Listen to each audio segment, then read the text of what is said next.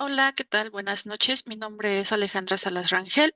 Soy estudiante del tercer semestre de la licenciatura en Letras, modalidad semipresencial en la Universidad Autónoma de Zacatecas.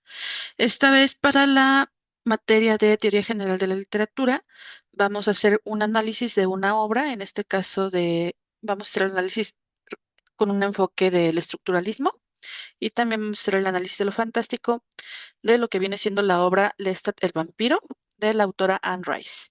Ok, entonces vamos a empezar con algunas definiciones.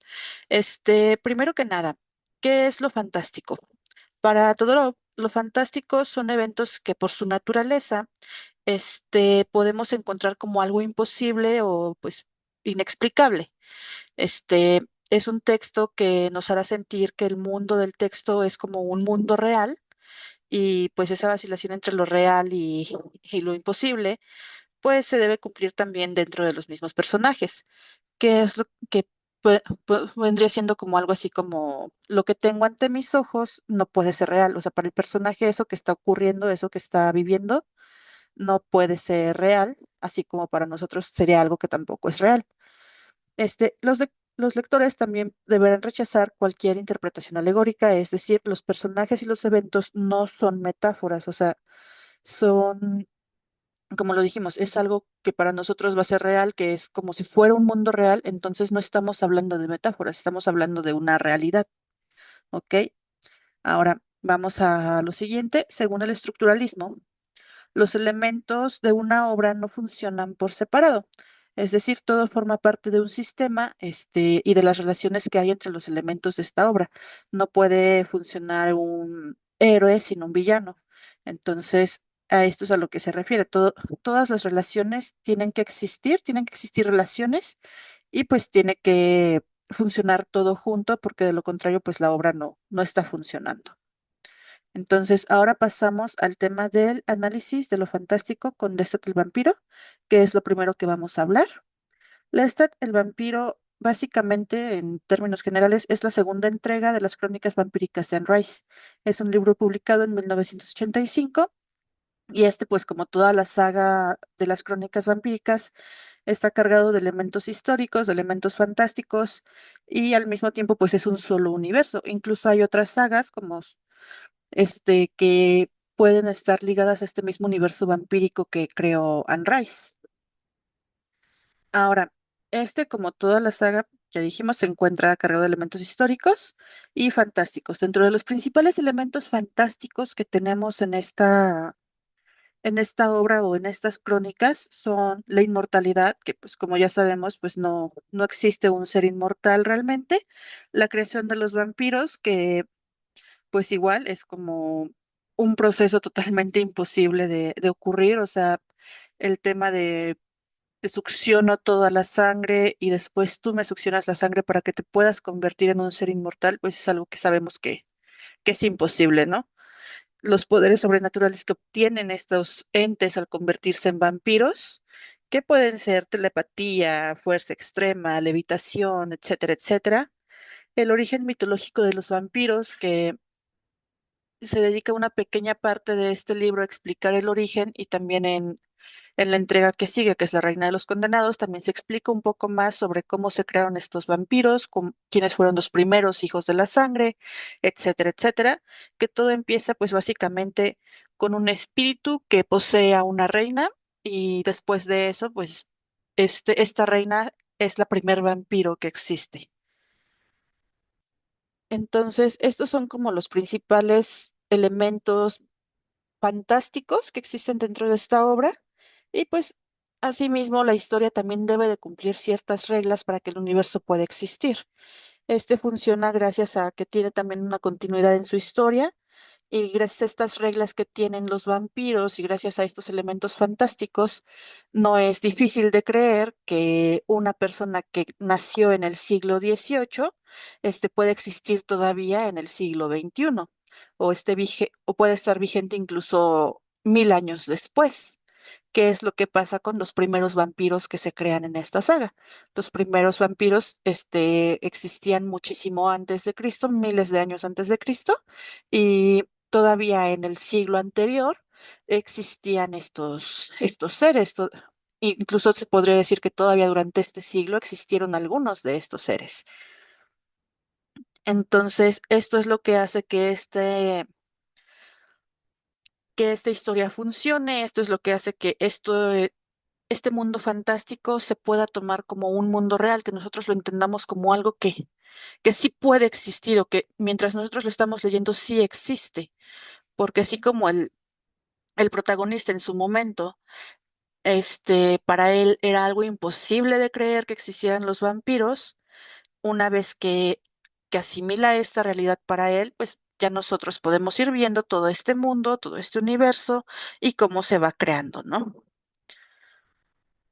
Ahora, los análisis de los personajes como seres fantásticos, en este apartado vamos a ver lo que significa ser un vampiro para diferentes personajes. En este caso empezamos con el protagonista, que es Lestat. Para Lestat, el significado de ser vampiro va cambiando, o sea, conforme avanza su historia, incluso en las últimas entregas que también son sobre él, este se va viendo cómo su visión de los vampiros es diferente a la que él tenía cuando recién se convirtió en el siglo XVIII.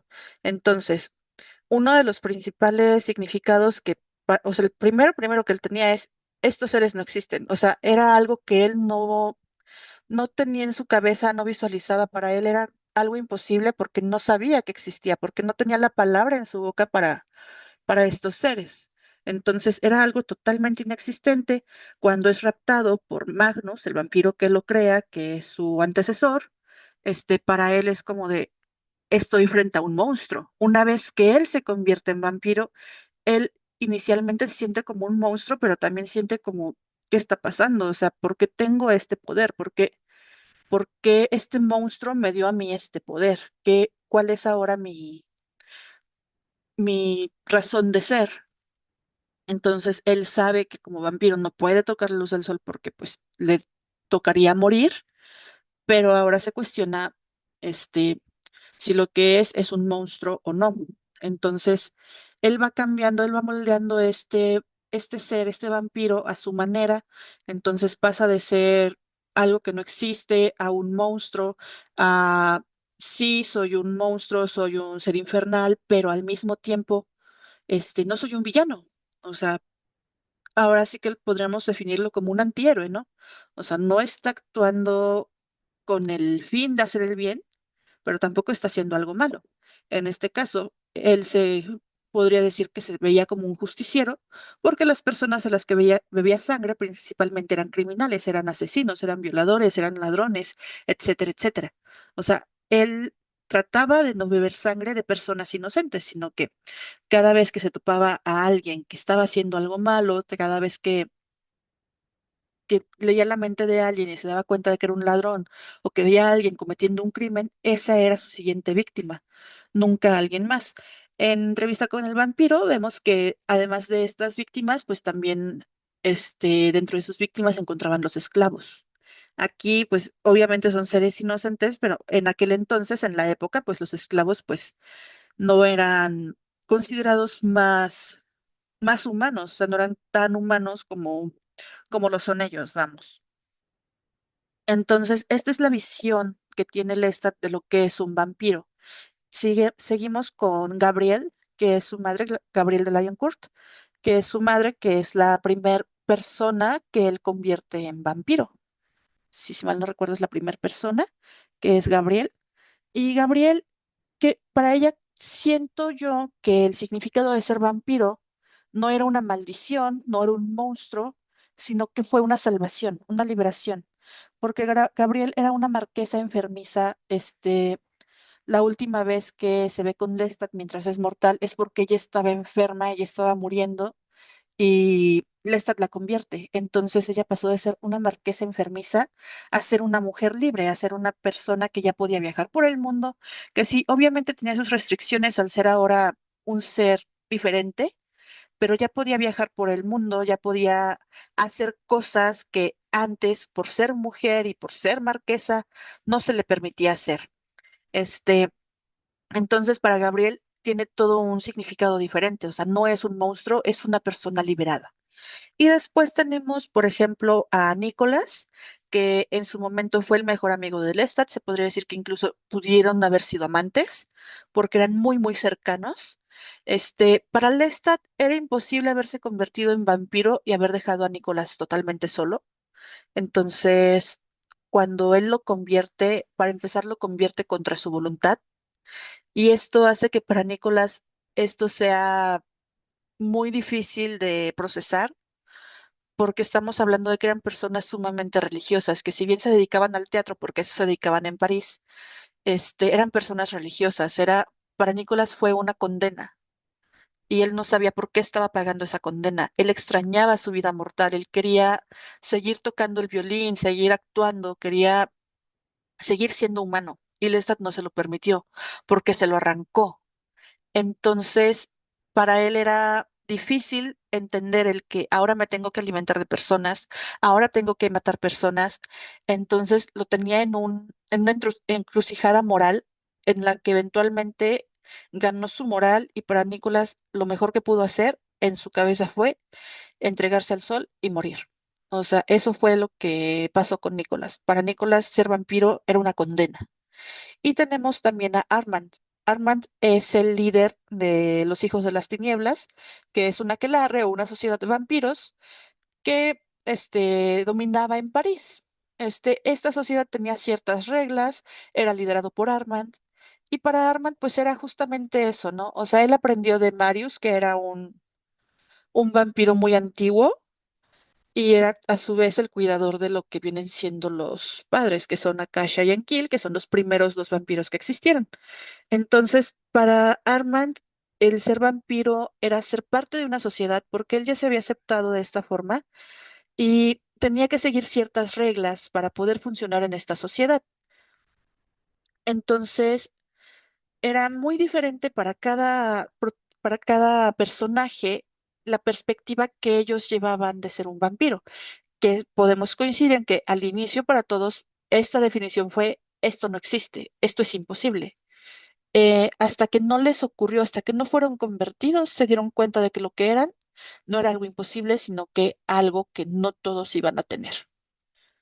Entonces, vamos a pasar ahora a la estructura de lo que es el protagonista-antagonista, la relación del héroe-villano que tenemos en este libro.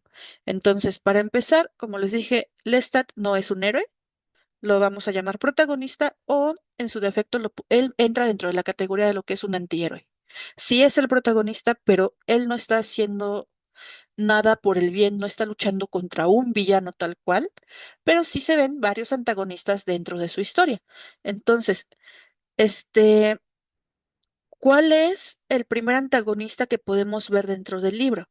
Yo siento que el primer antagonista, curiosamente, es el protagonista de la primera entrega, que es Luis Dupont-Dulac. ¿Por qué? Luis, se entrevista con un reportero, publican esta entrevista como un libro, que a lo mejor muchos lo vieron como mera ficción, no le hicieron mucho caso, pero para Lestat fue difícil de creer que a él lo vieran como un villano. Él sabía que lo que hacía pues no era precisamente bueno, porque él no seguía las reglas que estaban impuestas por los hijos de las tinieblas, no seguía ninguna clase de regla. Él se consideraba un vampiro libre, pero para él fue difícil de creer que lo vieran como el villano. ¿Y esto qué hace? Esto lo guía a escribir su propio libro, a darse a conocer al mundo, crea una banda de rock, escribe su libro, todo con el fin de darse a conocer al mundo y demostrar lo que son los vampiros, que los vampiros no son malos y que él no es precisamente malo, simplemente es otro ser inmortal, un ser inmortal cualquiera, que busca atención, pero pues no es una persona malvada. Entonces, este es como el primer antagonista, que podríamos decir que fue Luis, haciendo que él vea que Lestat se vea como de: yo no soy un monstruo y yo quiero redimirme, yo quiero que la gente vea que yo no soy un monstruo. Entonces, él empieza a contar su historia. Al momento en el que él empieza a contar su historia, los primeros antagonistas que vemos es la familia de Lestat, porque Lestat venía de una familia de nobles. Entonces, esta familia de nobles realmente era muy pobre porque, pues, Revolución Francesa.